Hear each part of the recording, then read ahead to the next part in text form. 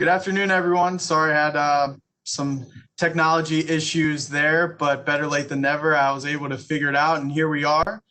Good afternoon. Thanks for joining us today. I'm Seth Nagel, Assistant Director for Annual Giving, and I'll be moderating the Q&A this afternoon. With us, we have our women's basketball head coach, Janetta Hayes, and our Director of Athletics, Brian Barrio. And before I turn over the virtual microphone to our panelists for introductions, please know we'll be going through a number of questions that you all submitted prior to this session. If you are joining us live and have additional questions, please feel free to use the chat feature to submit your questions, and we'll go ahead and get to as many of those as we can. That being said, now I'll go ahead and turn it over to Coach Hayes for a brief introduction. Thanks for joining us today, Coach. Thanks for having me, you guys. I'm really excited about this upcoming season. The 2020-2021 season has been interesting from the start. You know, we're delighted to be on the court. It's a different energy in the event center right now from prior to now, from just last season until now. And I know we'll get into the players and so forth and so on, but just to have the season and to know what our administration and our training room has really done to have these young ladies here, and the safety that we've taken has really to know that we can do it. We're here. We're already at conference play. We've only had 2 preseason games.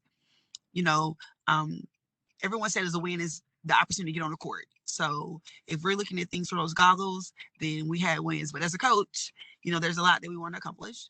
And we fell short in both of those opportunities, but we did grow as a family and a unit.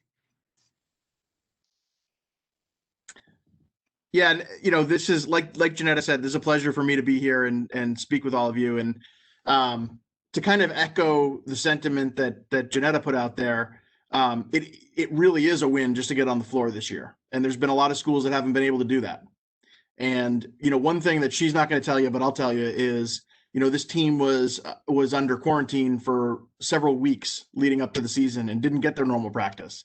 So, you know, the conversations Janetta and I have been around, like, look, let's keep improving and be ready for the conference schedule. That's really, you know, that's always what matters. And even more so than normal this year, the conference is what matters. And so, but I want you all to know this team didn't have a normal preseason. They didn't have every single athlete come back, you know, all kinds of hurdles. And that's not to make excuses, but it's just to tell you that this is a different year, and it's going to be it's going to have a different rhythm than any other year, and it's going to look a little different. But we are thrilled to have these young ladies on the court playing and to have Janetta leading them.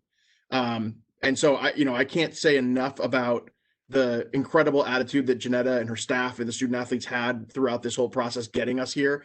And it's not a coincidence that we're one of the teams that are playing when there's a lot of teams that aren't. They did everything they were supposed to do, and they deserve to be out there, and you should all be proud of them. So, I'm looking forward to jumping into the questions, and I know Janetta is as well. But, again, we're excited just to be playing games right now. Thank you both. And with that, we'll go ahead and jump into the first question that was submitted in advance. Coach, we'll start with you. This year's team has a large number of newcomers. How has it been to try and, form a cohesive team with so many newcomers, new players, in a year with COVID and a global pandemic going on? You know, it's definitely been different, challenging, but we had a large number of time before campus arrivals with not having summer, again, different year, to just Zoom call and talk and outside of the sport. So far as learning our players, their families, the do's and don'ts, personalities, usually you find those things out as time passed during the year when you face adversity or things happen. But when we're starting to face things now, we know, because the chemistry is there off the court, which hopefully will help us on the court. So during this time, we were able to Zoom. We had book reads. We played games. We invited parents on the calls. We did a lot of different things to help, everyone stay connected. So when our young ladies met each other for the first time, they weren't meeting strangers. They were meeting their sisters. They were excited. They had ideas on how to attack their day-to-day things that they do. And that has helped us through this first semester of school, the academic school year, just with academics, for sure. And Coach, do you have any examples, or can you touch on a little bit of how maybe the returning, core group of players has been helpful with that transition, welcoming the newcomers, and again, just that cohesion between the groups? Well, for everyone, we only have 3 returners right now that's with the program. Jania Summers, who's a senior, Jen Gass, another senior, and then our freshman from last year, Lyric Swan. So that's different completely. Jania and Jen are in the same class, so they're friends already. So their chemistry is there. But Lyric, who was the only freshman last year, the only new player, you know, building those relationships were hard for her. And now only 3 returners. So as Brian stated before, it does look different. We're missing pieces. We're missing young ladies that are not here. But those 3 young ladies have definitely embraced what we want to do to change the culture and as we transition, and they've shared that experience. So certain conversations I no longer have to have, they handle, just on and off the court, because we don't see them as much with the restrictions of being at the event center and not being able to go into housing. And of course, us not going out into public places very much. But they have decided, they have their outside time together. They've created their own study hall time together outside. I'm sure that's going to change now that the weather's changing, but they're finding little quirky things to do to have fun. They've started a taboo night outside. Everything is definitely from a COVID safe place, but they have put in things in place to help on court, just to hear them mimic our voice. Again, certain things that we taught last year to a group of 14 that didn't know, I don't have to say when Jania is standing there, or Lyric. We have 9 new players. That's a lot. So, I asked them not to be frustrated, because this is what you guys did last year. So now that you're on the other side, you should be better and you should help them be better. So they do take the initiative to try to give examples before practice. They'll come in and work on play sets without us being there. Again, we're limited to our time.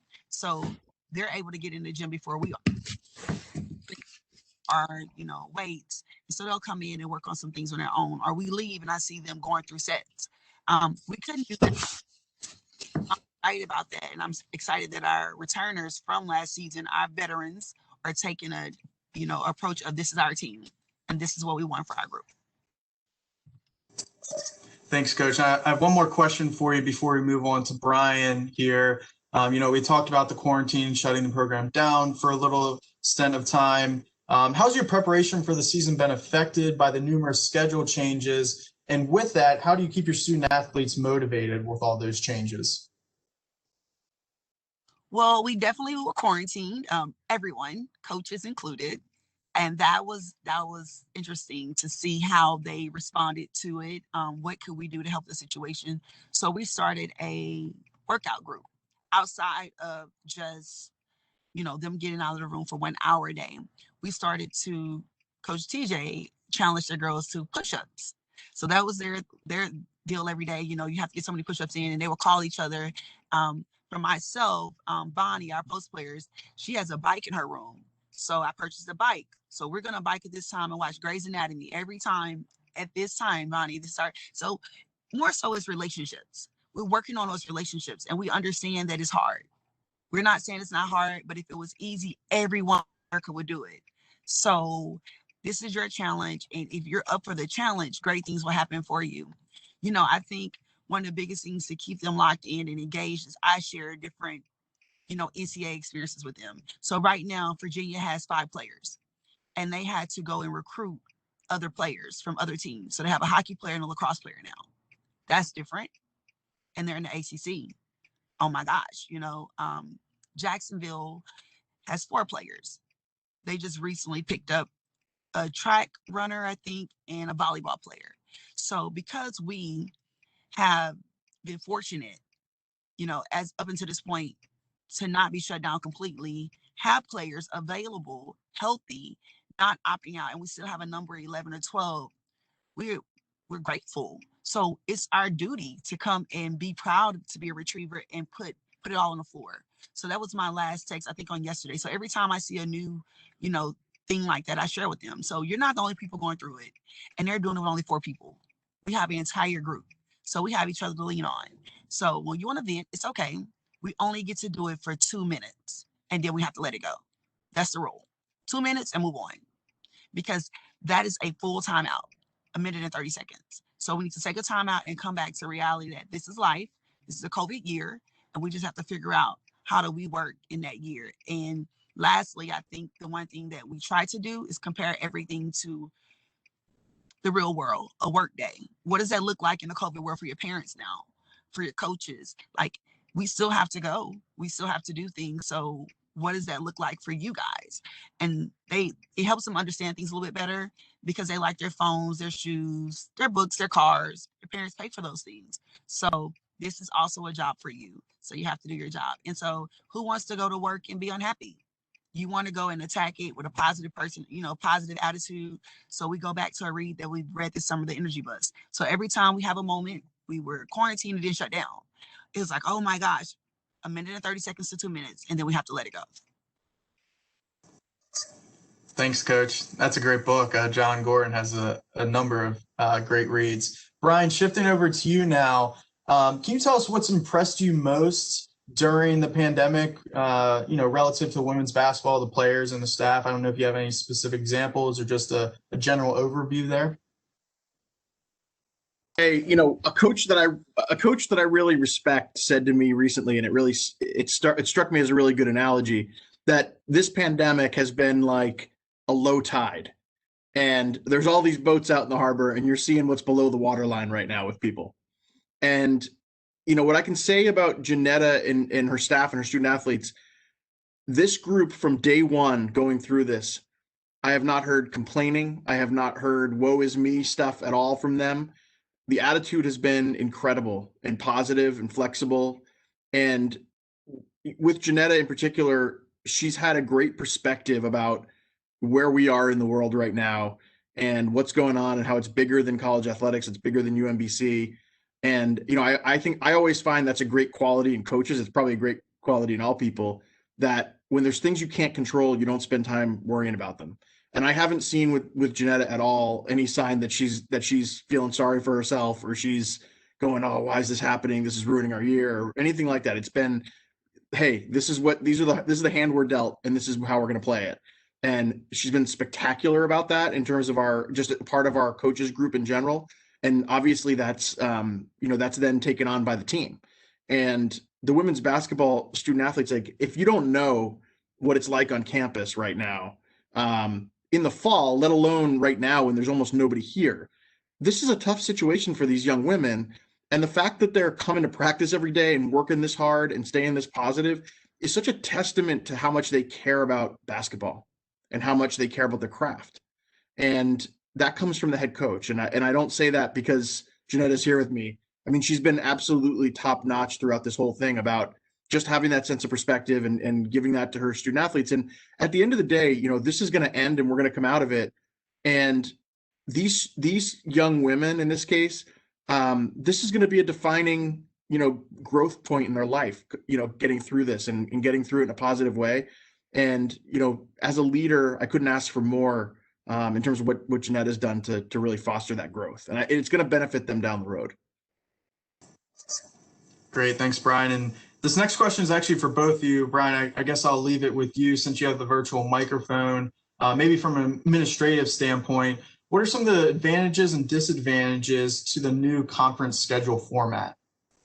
Yeah, there was a lot of talk about this as we went through the fall.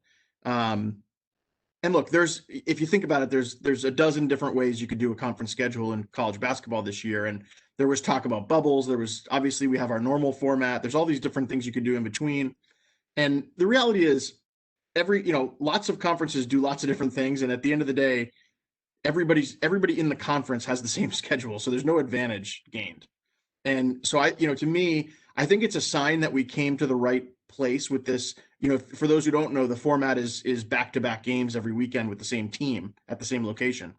And it seems like that's the format that just about every conference got to at the end. And to me, that's a sign that we were in the right place and we were one of the early adopters on it. But it makes sense for a couple of reasons. I mean, first of all, it obviously limits travel because you're traveling once and then you're in one location, you play 2 games, and then you travel one more time to go home. So there's certainly the limiting travel, which we think is the real risk factor in terms of transmission of the virus. Obviously, there's the financial factor of they're on the road less.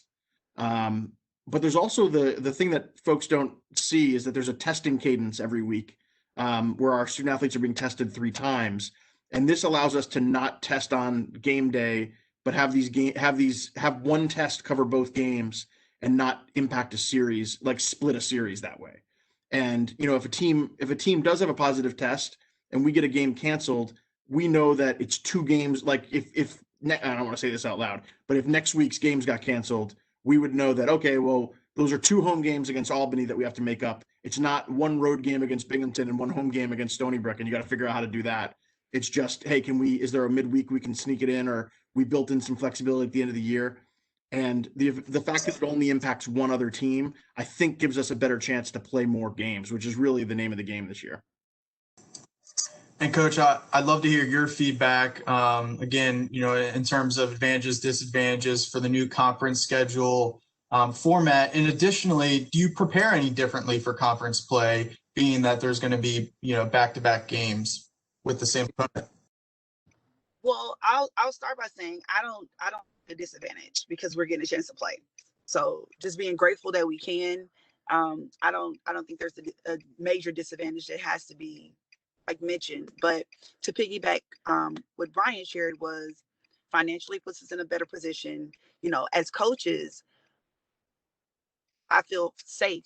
Not only are we testing 3 times a week, Monday, Wednesday, Friday, and playing Saturday and Sunday, but you have referees as well who are coming into your bubble, and you have those same set of refs for 2 days versus, us going somewhere else, and now we have to, have another referee or another crew, or us traveling and switching buses going somewhere else. You have the same people the entire time, so it just limits the chance of us, contracting something that we don't have to. As far as the game itself, playing Saturday and Sunday, I came from a league that played on Saturday and Mondays. So with that being said, for its preparation for the game, I think it's the exact same.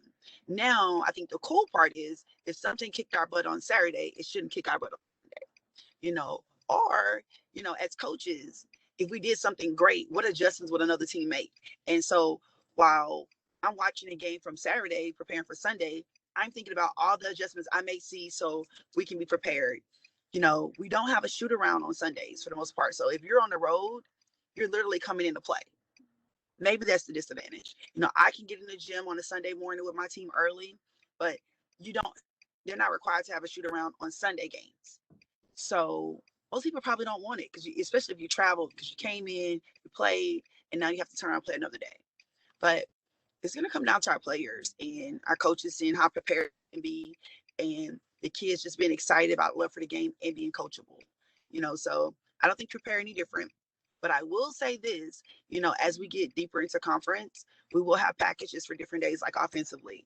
There's been a big talk. It's not a secret. All the coaches are talking about it, just giving different looks. So we're not giving the same thing the next day. But you are who you are. If I'm 6'4", I can't be 5'5" in lyric speed. So nothing's going to change, magically overnight.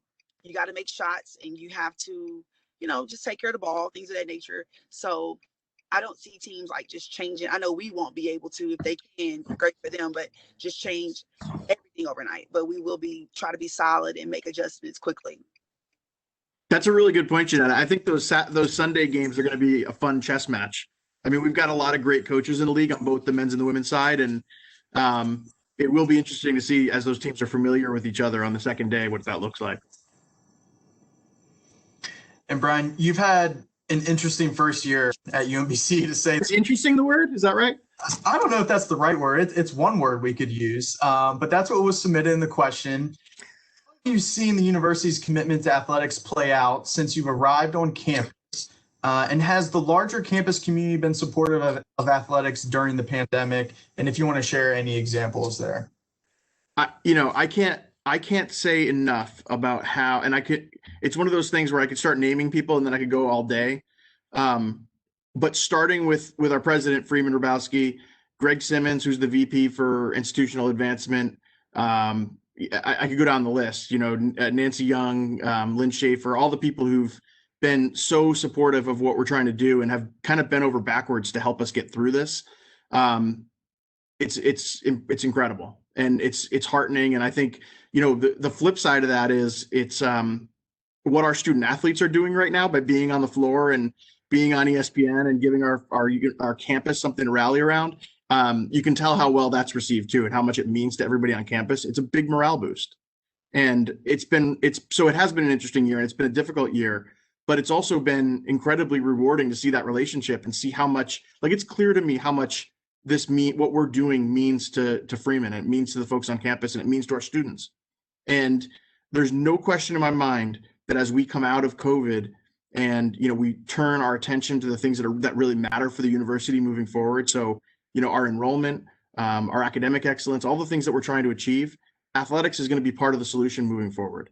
And we're excited about that. And the cool thing is that folks on campus get that, and they understand the value that athletics brings to campus. So it's been interesting, but it's been awesome. And I'm really excited about the future. And keeping the spotlight on you, Brian, we know that fundraising is a priority here at UMBC. What are your alumni engagement and fundraising strategies, and how do you personally plan on connecting with UMBC women's basketball alums? Yeah, first of all, on that point, women's basketball specifically, let me point out that one of our big days every year in terms of fundraising is Giving Day in February, and I'll put a plug in for Giving Day 21, which is going to matter more than it ever has before. But I want to say that we challenged Janetta last year to take this thing to a new level, and I don't want to undersell this. She quadrupled the amount of money raised from the year before. Is that right? Quadrupled Yes. it. Really, really incredible effort. And it's just, look, that's building relationships, that's being willing to ask, that's showing people the energy and the value and the passion that you're bringing to the program. So that's going on. And that's more what the team's showing on the court and off the court than it is anything I'm going to say to somebody. So that's the first thing. The second thing, it's really important to me, and Seth has heard it a million times and Jeanetta's heard it a million times, but it's really important to me that our former student athletes stay connected to the program and feel connected with the program today. And that those relationships go deeper than just the relationship you had with your coach, that you feel like you're a retriever for life. And if we don't have that kind of relationship with former student athletes, we got to build it. And I certainly want all our student athletes today to walk away from here feeling like they had an experience with their coach, with the folks on staff, from their athletic trainer to their academic advisor to Seth to me, that makes them feel like they want to come back here and see people and be part of the community moving forward. And that's, to me, that's the absolute key to the whole thing, is that everybody out there who played women's basketball here feels like they're welcome and they're part of the family when they come back. And so that's one thing. The other thing we've talked about a lot is, just being more, kind of finding ways to engage. I think the two big groups we have to engage are the former student athletes and the parents of our current student athletes, and making sure that they all feel like they're part of what we're doing and there's a real benefit to the current student athletes today. And so there's a lot of different ways to do that. And I know one of the things that we've talked about and that we're really trying to roll out right now is the Letter Winners Club, which is, it's going to be free of charge, and there's going to be a bunch of exclusive benefits that any former UMBC athlete can take advantage of just by going to our website and registering for the Letter Winners Club. And by doing that, obviously right now we have the pandemic going on, so it's a little bit on hold, but next year when we have fans back at soccer games or women's basketball games or lacrosse games, we want you, we're going to have events, we're going to have tailgates, we're going to have pregame parties, just exclusive events for Letter Winners Club members, so that you can come back and see your teammates, and you don't have to tell anybody you don't have to explain to anybody who you are. If you played here 30 years ago, or if you played here last year, you can come back and you're part of that group. And, that's the kind of environment that we want to create. And I think when you do that, the support comes, but it's a two-way street, and we've got to open it up. Thanks for mentioning the Letter Winners Club there, Brian. This next question is a nice parlay here, and it's actually for both of you. So with that being said, outside of the Letter Winners Club, how can alumni best support the current department and current student athletes? Well, I'll go first, and I'll let Janetta talk about women's basketball specifically. But what I would say, there's two things. One, being on a call like this, if you're somebody who took the time to hear what Janetta and I have to say, if you submitted a question, if you watched this, if you can share this with your teammates and send it around, share it on social media, that's number one. That's the engagement, and that's we want to see that there's people passionate about our program. So that's one way you can support us. And then the other, obviously, is financially. And if there's way, if you have the opportunity to give back and make sure that that today's student athletes have an experience as good or better than what you had here, then please do it. I mean, it just means so much. Like the fact that we're right now in the middle of this pandemic, testing our student athletes 3 times a week. Well, hey, if you make a $35 gift, you're paying for one of those tests. And trust me, we appreciate it. And there's a lot of people that have done just that. So, but in a normal year, it's the impact you can have at a place like UMBC on our student athletes is tremendous because we don't have the budget that College Park does. Small gifts make a big difference to our student athletes, and it also helps them understand that it's important to give back, and it's part of that virtuous circle of higher education, and it means everything to us. Coach, I'll go ahead and pass the virtual microphone to you there if there's anything you would like to add specifically to women's basketball. I agree with Brian 100%. The give back financially definitely helps. It helps us not only be able to do some of the things that we're currently doing, but prepares us for the future that haven't been spoken about that we would love to do. But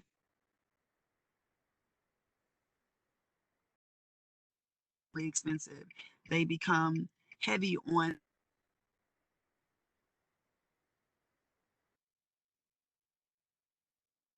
out of the group in conference. So flights, things of that nature, it definitely helps. The give back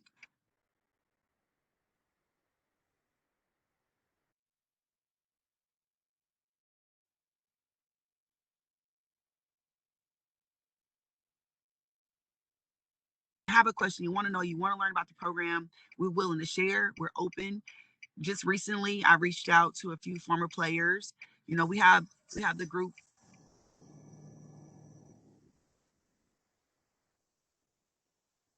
Uh-oh, did we lose Janetta there? We might be on the verge of losing her. Well, I think what she's saying, from what I could pick up from what she's saying, I mean, it's the same thing that I was trying to get across, that at a place like ours, those gifts make a huge difference in the experience that the student athletes have on the road, with the perks we're allowed to give them academically, all the little things that we try to do for them. So it's appreciated. Coach, I'm not sure if you're back with us there. I think I went ahead and passed along my technological difficulties from earlier and gave them to you. Well, we don't have any questions in the chat. Just want to remind folks that feel free if there's anything that you'd like to submit here live. With that was all the questions that we had remaining that were submitted in advance. So I appreciate everyone that attended this evening. Also submitted those questions in advance, and I'll go ahead and pass it over to both of you for closing remarks. Brian, if you want to go ahead and start there. Sure. First of all, thanks to Janetta for she's in season and trying to prepare, and thank you for taking the time to do this. We appreciate that. And obviously thanks, Seth. You do a great job with these. And, most importantly, thank you to everybody who's taking the time to listen and be here and support us. And like I said before, please go ahead and share this on social media, send it to your teammates, your friends, and we want as many people as possible to feel like they're part of this program. And I have all the confidence in the world in terms of where Janetta is taking us, and it would be a lot of fun to have you all along for the ride. So please do everything you can to stay engaged, and hopefully we'll see you soon. Coach? Thank you guys so much. Can you hear me now? I'm sorry. Yes. Okay, sorry. But thank you guys so much for logging on, just wanting to learn more about women's basketball. Thank you, Seth, for setting this up for us, and Liz. But most of all, Brian, yourself, I have been extremely impressed with what you have done for athletics during this time. He's been very modest, but this, I can imagine. And you take it in stride with a smile and find a positive place every time we come with, whatever we're dealing with that day or this month, and a shutdown, a quarantine. So we're just appreciative. And I just hope that we continue to grow as a family, and also get people to come back. I think with women's basketball is starting a tradition, having a true start, a place to start where people feel like they can come. Women, not just former alumni of women's basketball, but in general, to be a part of, and it has to start somewhere. So I hope it starts now with you guys, and you're willing to join in on this road to success that women's basketball will have. Well said, Coach. And thanks again, everyone. We will send out the link to this recording. Again, as Brian and Coach had mentioned, feel free and please do pass it along to any of your former teammates or anyone that has interest in UMBC women's basketball. We hope to see you all soon. Stay safe and healthy. Have a great night and go Dogs. Thank you all. Happy holidays as well. Dogs.